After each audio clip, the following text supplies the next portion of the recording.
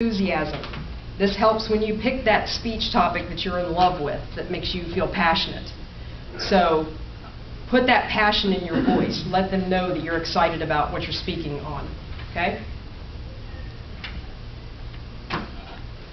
And then lastly, nonverbal.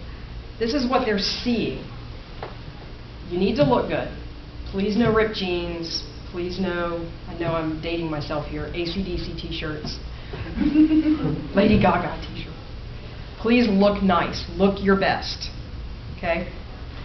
Your body language can, along with the pitch in your voice, can help transition your speech. If you're going from one point to another, you can shift your feet. Okay? Move to a different section of the room. You may not want to go around the judges, but don't feel odd about walking across the front of the room while you're speaking to them. Taking a couple of steps. Hand slash. Make sure that your body language says that I'm glad to be here and I'm enthusiastic and I feel confident. You may not truly feel confident on the inside. You may be nervous, but show confidence. You don't want to stand in one spot with your note cards not moving. Okay? Let them see those natural gestures come through. Make sure you record yourself and watch yourself and have others watch you. See if there are any nervous tics. Do you tend to do this with your hair?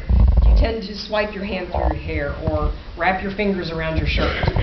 Okay? We don't want those types of nervous gestures. Get rid of those for 3.5 to 4 minutes. Okay? So are there any questions about the Scantron scoring?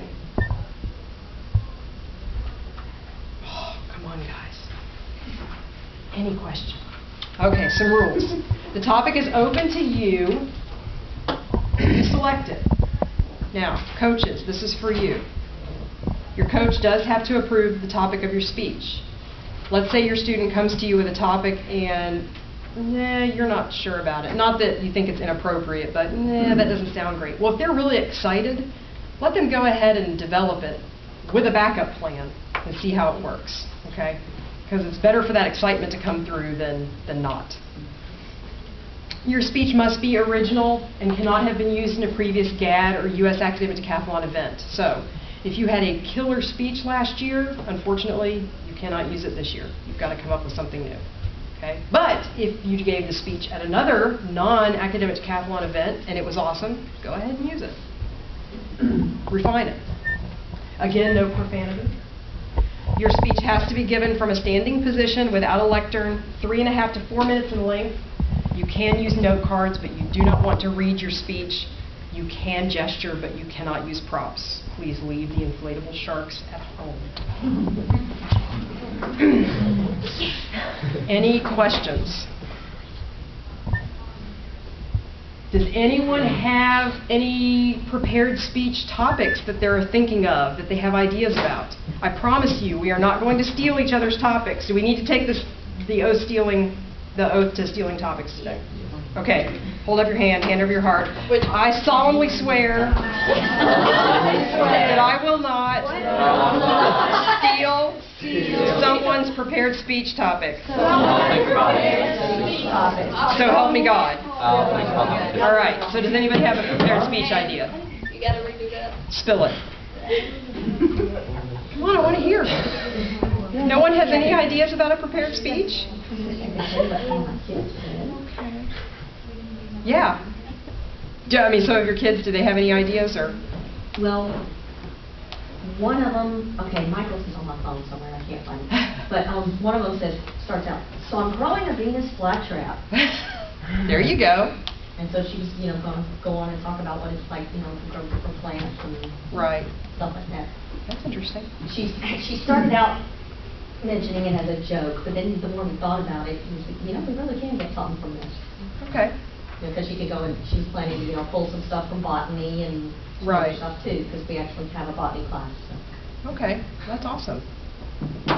Or is there anything any of you feel passionate about that you wouldn't mind speaking about for 3.5 to 4 minutes? Politics. There you go. Okay. So, there you go. Just pick something that, gets your gears going. Okay. Well, let's move on to impromptu then. So let's look down at the impromptu section of the Scantron. Content, delivery, and overall effectiveness. So the Scantron mentions originality, ideas, and organization. Now the first thing you'll notice about impromptu is that, of course, it is not taking up as much of a percentage score-wise as prepared speech. It's not being as heavily scored, but it's still important. The judge is going to consider everything that you say.